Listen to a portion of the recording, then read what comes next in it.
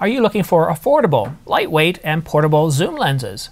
Well, Canon has a plan for a couple of APS-C and full-frame lenses at focal lengths that we haven't seen yet. In Canon patent application JP 2024-072459, filed on November the 16th, 2022, and published just recently on May the 28th, 2024, Canon claims, and this is a bit of a mouthful here, but to provide zoom lenses which are small in size, light in weight, and high in image quality, as well as short in the focal length when shooting wide, easily manufactured at a low cost, and capable of high-speed zoom operation. And if you've been watching this channel for a while, you're going to notice that there's a bit of a theme going on here.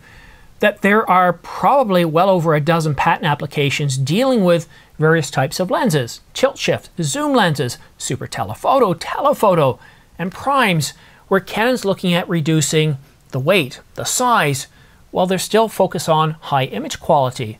But this patent application isn't looking at high-end Canon lenses.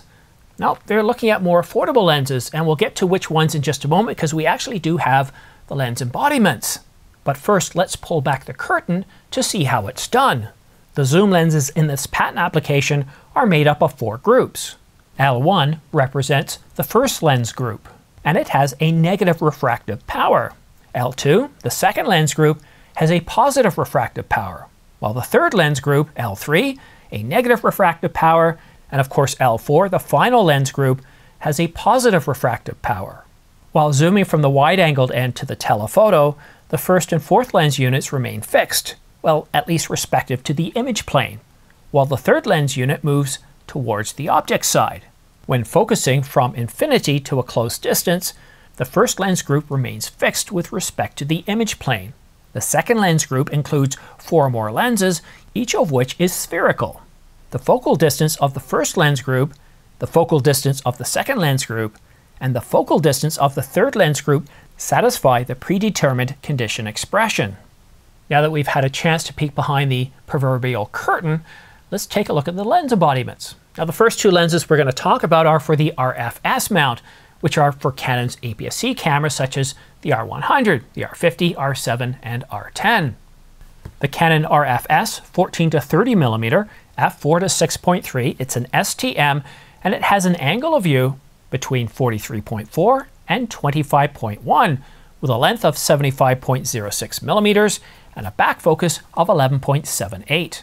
The Canon RFS 12 to 30 mm f4 to 6.3, also an STM, has an angle of view between 47.9 and 25.2 degrees, a length of 82.67 millimeters, and a back focus of 11.71 millimeters.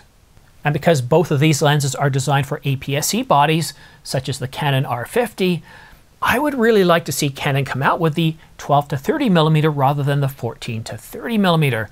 But we'll just have to wait and see. I'll talk about what are the likelihood of seeing these lenses coming out later this year or even in 2025.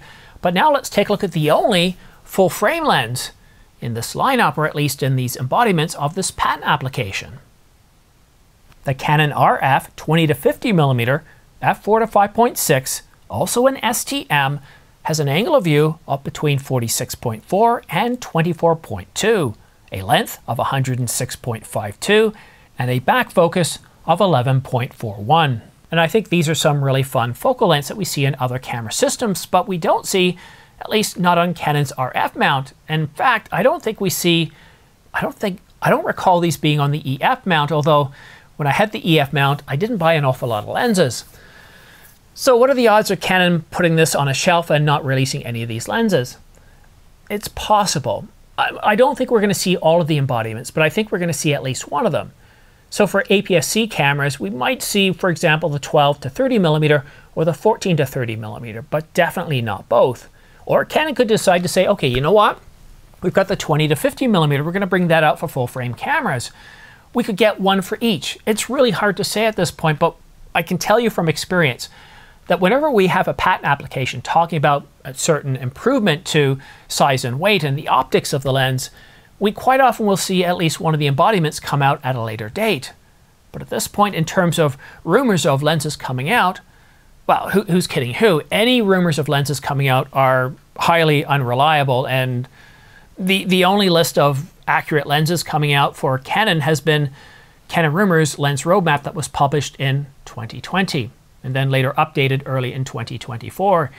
And you're not going to see any of these focal lengths in there. But there's been a slight change in Canon Rumors, so I don't know if we're going to get the same level of attention when it comes to lenses. The thing with patent applications is it's showing what Canon has been working on, what they've actually spent time, effort, and resources researching, developing enough to actually file a patent application. And one thing is guaranteed, is that producing smaller, lighter weight lenses that cost less to produce with fewer components or better materials, this isn't a one-off thing. We see this in all the lenses that Canon's released. This, for example, the 100 to 500 millimeter, it's very light considering its quality and its size. And Canon didn't just stop there either. If we take a look at this lens over here, this is the 200 to 800 millimeter. This thing's huge, but it's pretty lightweight, at least for its size. So I can tell you that a lot of these patent applications that we're seeing that were filed several years ago, that Canon had been working on even probably years before that, we're already seeing the patent applications coming to life in these super telephotos. And now what we're seeing in this patent application is talking specifically about entry-level, more affordable APS-C and full-frame lenses, such as 12 and 14 to 30 millimeter and a 20 to 50 millimeter. So the benefits that we're hearing about in this patent application, they're certainly coming. And they're coming to every lens that's out there. I've seen some patent applications that actually talk about using carbon fiber on the lens barrel. Carbon fiber. I know, there are potential issues with that, but Canon filed a patent application on it anyways, and if you want to know what that is, let me know in the comment section down below, and I'll provide you with a reference. But now it's time to turn our attention to deals of the week, and I'm going to focus mostly on affordable APS-C and full-frame lenses for the Canon RF, as well as the RFS system, and you know what, I'll even throw in a couple of Nikkor lenses as well, but you ready? All right, let's go. The Canon RF 16mm f2.8 is $50 off. The RF 28mm f2.8, $30 off. The 15 to 30mm f4.5 to 6.3, $100 off. And the 35mm f1.8 macro, $50 off. The Nikkor 28 to 70 f2.8 is a little more expensive at $1996, but at $400 off, it's definitely worth talking about. And that's $100 less than the Canon RF 24 to 70 f2.8 at $20.99. And you'll also find many other lenses and camera bodies on sale from the low end to the high end. So many cameras are on sale. In fact, I've got about 20 links in my description down below calling out some of the best deals from Canon, Sony, and Nikon. It's just incredible out there. So many huge opportunities if you don't need the latest and greatest. And if you do use my links down below for Adorama B&H or Amazon.com, I could get anywhere from 3 to 12% back as a commission. You don't have to punch in any codes. You don't have to wait for certain times. You don't have to fill out anything other than it takes you directly to the site. You purchase something through my links, well, you get a really great deal, and I get a small commission back of 3 to 12%, which really does help this channel grow. And a big thanks to everybody that has used my affiliate links over the past week. Thank you so much, sincerely. It really means an awful lot to me.